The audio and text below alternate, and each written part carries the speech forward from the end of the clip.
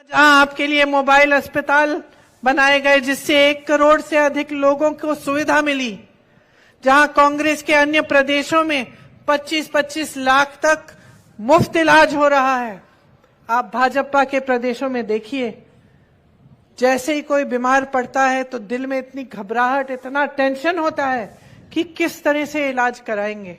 सरकार से कोई सुविधा नहीं मिलती।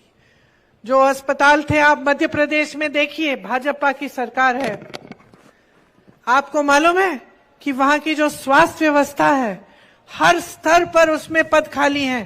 अस्पताल में जाते हैं, डॉक्टर नहीं मिलता, मजबूरी में प्राइवेट जाना पड़ता है, प्राइवेट में खर्चा करना पड़ता है, कोई जमीन बेचता है, कोई कुछ और बेचता है अपना इलाज कराने के लिए, जबकि सरकार का काम है कि आपके जीवन की मुश्किलों में आपका साथ दे। वो भूल गए हैं क्योंकि उनकी विचारधारा ये नहीं है। उनका क्या हो गया है बहनों और भाइयों, एक बुरी आदत डल गई है, और ये आदत डल गई है कि चुनाव आते हैं, खोखली घोषणाएं हो जाती हैं, चुनाव की तैयारी में लोगों को लड़ाया जाता है, धर्म की बात शुरू हो जाती है। धर्म की बात देखिए, कोई भी करता है तो हम हिंदुस्तानी हैं, हम सबके दिल में ये बात जरूर हमें लगती है। तो ये क्या करते हैं, ये धर्म की बात शुरू करते हैं, आपको उकसाते हैं, आपके जज्बातों को उभारते हैं और उसके आधार पर आपका वोट लेते हैं। मैं ऐसे लोगों के घरों में गई हूं गांव में, जिससे मैं पूछती हूं कि दीदी आप इनको वोट क्यों दे रही हैं, आपके यहां तो पानी नहीं आ रहा है, आप खेती कर रही हैं, आपकी कमाई नहीं है, आपकी धान की कीमत नहीं मिल रही है, बिजली बिल, ऐसी बिजली बिल आई थी उस महिला के घर में, हजारों की बिजली बिल, कहती है मैं तो बल्ब भी नहीं जलाया दीदी लेकिन बिल आ गई। तो मैं पूछती हूँ कि क्यों दे रही हो तुम वोट, और कहती है कि धर्म के लिए। वो धर्म की बात करते हैं ना दीदी, तो कैसे समझाएं हम आपको कि ये जो वोट है आपका इतना कीमती है। ये सारी बातें आपके ध्यान को भटकाने के लिए की जाती हैं। वोट जो आपका है ना इतना कीमती इसलिए है क्योंकि आपके भविष्य बनाने वाला औजार है एक। इसको आप समझदारी से देंगे तो 5 साल आप तरक्की करेंगे।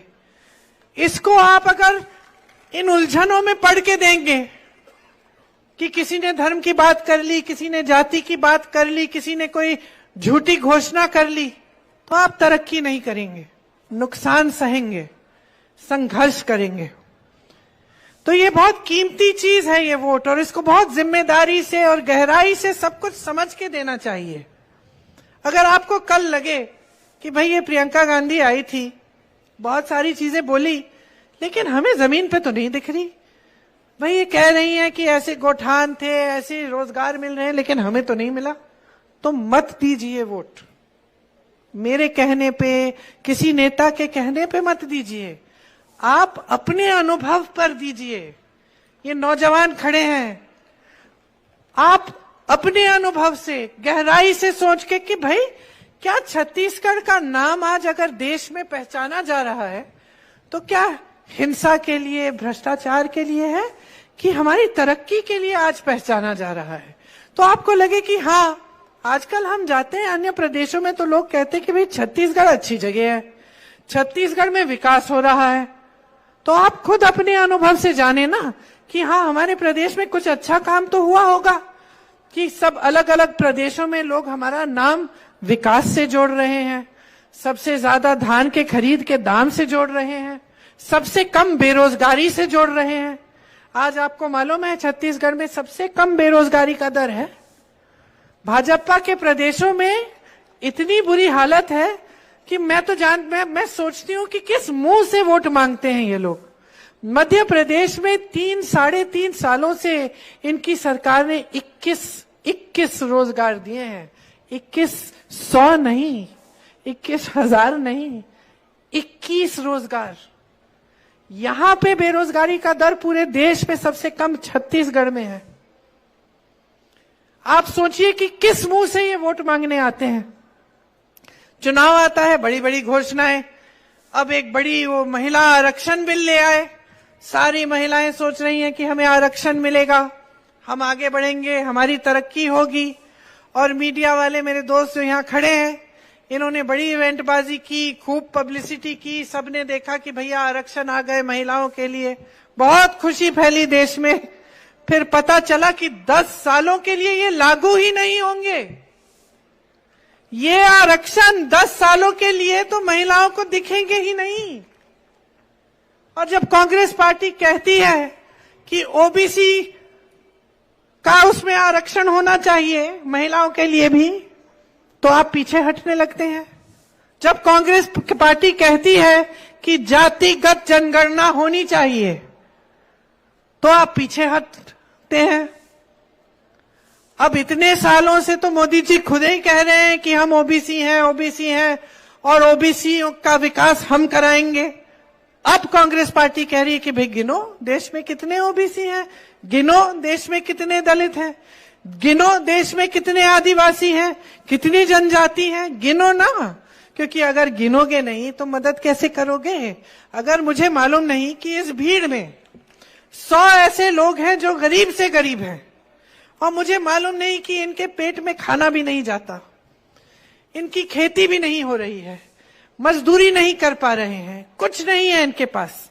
मान लो मैं यहाँ आई, इस भीड़ को मैंने देख लिया, मैं कहती हूँ कि मैं इस भीड़ के लिए कुछ करना चाहती हूँ, और मुझे मालूम नहीं है कि इसमें 100 सबसे गरीब हैं जिनके पास कुछ नहीं है, पुश्तों से कुछ नहीं मिला।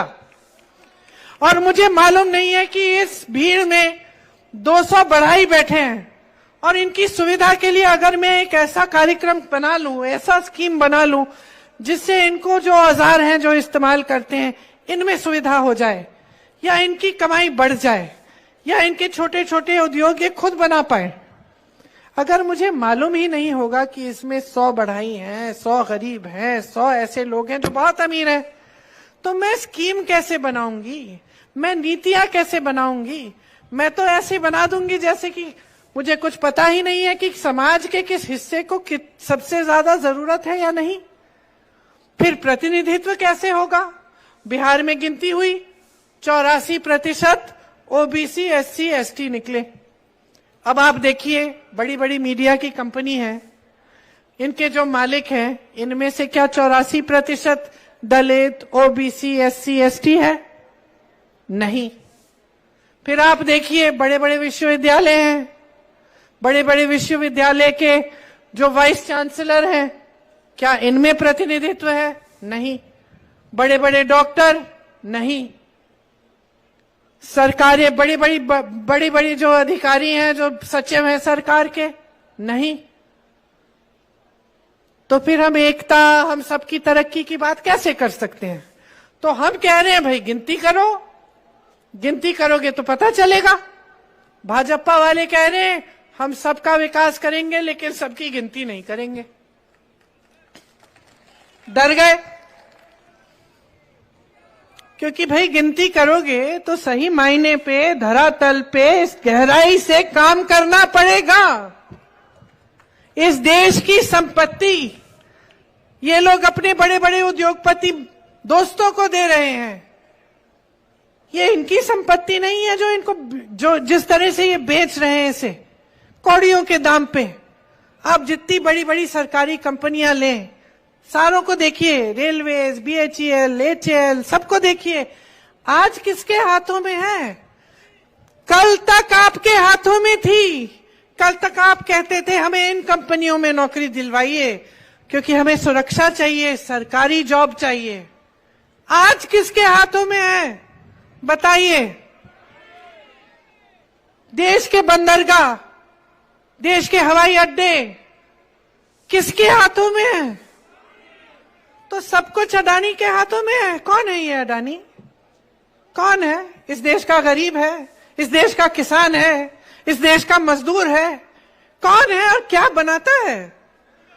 एक जमाने में बड़े बड़े उद्योगपति टाटा बिरला होते थे, अभी भी है, लेकिन एक जमाने में आपको मालूम था कि भाई टाटा ट्रक बनाते हैं, गाड़ियां बनाते हैं, दांत मंजन कौन बनाता है, हम जब दुकान जाते हैं बर्तन कौन बना रहा है, कपड़ा कौन बना रहा है? आप जानते थे कि ये बड़े बड़े उद्योगपति हैं, ये काम करते हैं और ये करते हैं इनके लिए। कितने जॉब देते हैं आपको, कोई बता सकता है? कुछ नहीं, आप बता नहीं सकते। कुछ बनाते नहीं है बहनों और भाइयों, जो आपका था वो ले लिया है, आपके लिए कुछ नहीं बन रहा है। और ये आपकी संपत्ति थी, ये आपकी संपत्ति थी जो आपके जेब में जानी चाहिए थी। ये आपकी संपत्ति है जिससे 8,000 करोड़ का हवाई जहाज प्रधानमंत्री अपने लिए दुनिया भर में घूमने के लिए खरीदता है। 2 खरीदे हैं, 8,000 करोड़ के हवाई जहाज, खुद घूमते हैं पूरी दुनिया में। ये आपकी संपत्ति थी जिसमें से उन्होंने कहा कि एक बड़ा सा हॉल बनेगा दिल्ली में, 27,000 करोड़। 27,000 करोड़, आप सोच भी सकते हैं कितना पैसा है ये। जब मैं यूपी में काम कर रही थी, गन्ने का जो बकाया था 15,000 करोड़ था। किसान आंदोलन कर रहे थे, उस समय मोदी जी की सरकार ने कहा इनके बकाये के लिए पैसे नहीं है हमारे पास। इनके बकाये के लिए पैसे नहीं थे, 16,000 करोड़ का हवाई जहाज खुद खरीद लिया, 20,000 करोड़ का संसद नया बना दिया जो अच्छा खासा 70 सालों से चल रहा था। एक कॉन्फ्रेंस हॉल बनाया दिल्ली में, नाम भूल गई हूं मैं उसका, 27,000 करोड़ उसमें खर्चे। G20 में दुनिया भर के राष्ट्रपति प्रधानमंत्रियों को बुलाया, अपना बड़ा इवेंट किया, अपना मान सम्मान बढ़ाया। ठीक है, देश का भी बढ़ा, अच्छा है, लेकिन इतना खर्चा, इतना खर्चा, हर चीज में हजारों करोड़ रुपए, किसके पैसे हैं? मैं आपसे पूछ रही हूं, किसके पैसे हैं? किसके? अडानी के? किसके? मोदी जी के? फिर किसके? रमन सिंह जी के? नहीं, किसके? आपके पैसे। आपके पैसे हैं ये जो इनकी जेब में जा रहे हैं, आपके पैसे हैं। सतर्क बन जाइए। ये जो कहते हैं ना कि सरकारी कर्मचारियों के लिए पेंशन के पैसे नहीं हैं, इनसे कहिए उन उद्योगपतियों के कर्जे माफ करना बंद करें, किसानों के कर्ज माफ करें और पेंशन दें सबको। हिम्मत है?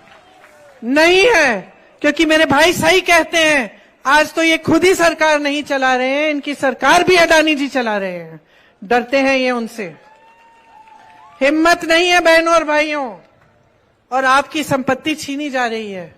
ये भाजपा की जहां जहां सरकारें हैं, गरीब से, किसान से, मजदूर से, मिडिल क्लास से संपत्ति छीनकर बड़े बड़े उद्योगपतियों को मिल रही है।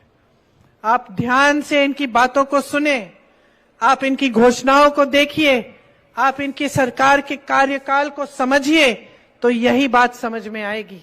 और जब मैं कहती हूं कि छत्तीसगढ़ में कांग्रेस की सरकार ने आपकी संपत्ति वापस आपके जेब में डाली है, तो मैं इसलिए कहती हूं क्योंकि ऐसी स्कीमें बनी हैं जिससे आपके गांव मजबूत हुए हैं, जिससे आपको ग्रामीण रोजगार मिला है, जिससे आपके किसान मजबूत हुए हैं, जिससे मेरी बहनें मजबूत बनी हैं कि गर्व से खड़ी होकर कह सकती हैं मैं 1 लाख रुपए कमाती हूं गोठान में काम करके, कि मेरा स्वयं सेवा समूह 6 लाख रुपए कमाता है।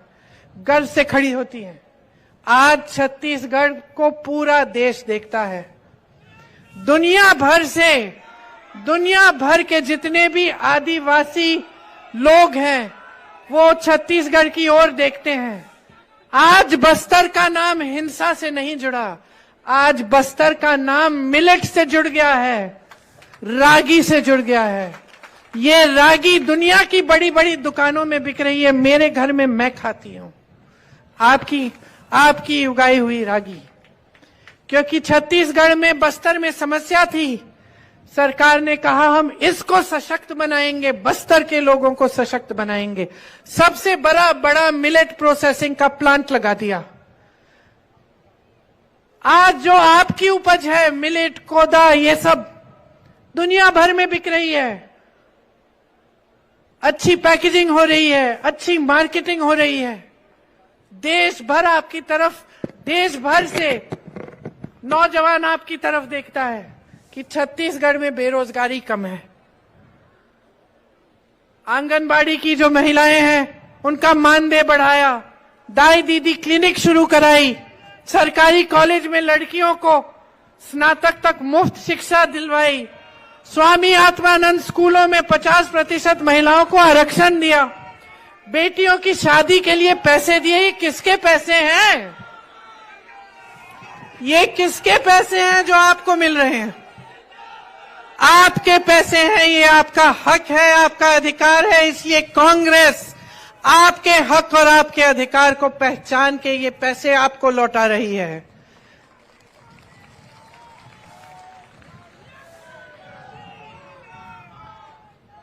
समझिए इस बात को कि जितना काम आपके लिए यहां हुआ है, सबसे पहले तो आपने हम सबको इस काबिल बनाया क्योंकि आपने हमारी सरकार चुनी, आपने कांग्रेस को अपना वोट दिया।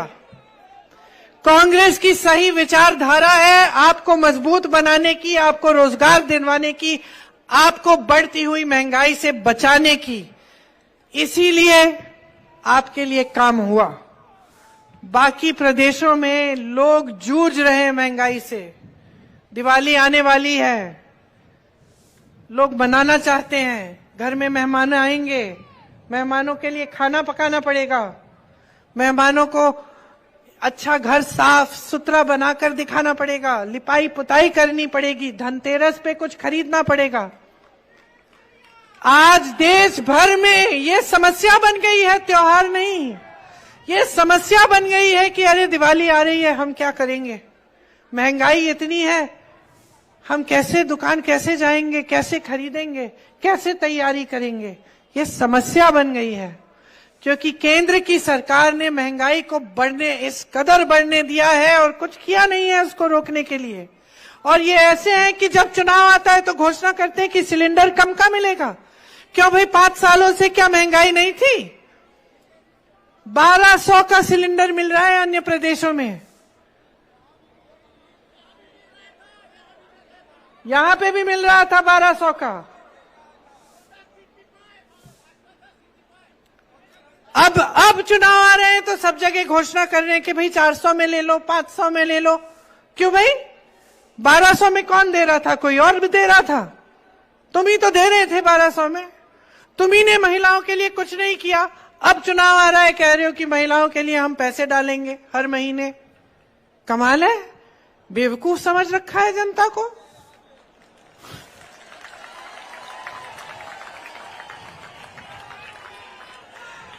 तो भैया इनको दिखा दो, इनको दिखा दो कि कितना विवेक होता है जनता में, इनको दिखा दो कि कितनी शक्ति होती है जनता में, इनको दिखा दो कि कितने समझदार हो। आपके सामने किसी की हिम्मत नहीं होनी चाहिए खोखली घोषणाएं करने के लिए। आपने हमेशा सही निर्णय लिया है। आज मैं यहां आती हूं, सब कहते हैं इंदिरा गांधी आ गई, कहते हैं। मैं इंदिरा गांधी नहीं हूं, इंदिरा गांधी नहीं हूं। इंदिरा गांधी जी एक ऐसी शख्सियत थी जिन्होंने देश के लिए अपनी जान दी, दिन रात एक की आपको आगे बढ़ाने के लिए। इंदिरा गांधी जी वो शख्सियत थी जो आपके सामने अगर आकर कुछ कहती थी तो करके दिखाती थी। इसीलिए उनकी मृत्यु के 30 साल से ज्यादा, शायद 40 साल गुजरने वाले हैं, लेकिन आज भी आप उनको याद करते हैं क्योंकि आपके दिलों में उनके लिए श्रद्धा है, लेकिन उनके दिल में आपके लिए श्रद्धा थी। वही श्रद्धा उन्होंने हमें दी आपके लिए अपने दिलों में। वही श्रद्धा कांग्रेस के नेताओं के दिलों में होनी चाहिए। अगर आप सोच समझ के, पूरे विवेक से, गहराई से सब कुछ देख के, अपने ही अनुभव से अपना वोट डालें ना, तो आप गलती नहीं करेंगे। तो आप अपने भविष्य को मजबूत ही बनाएंगे। आप देखिए इन्होंने काम क्या किया।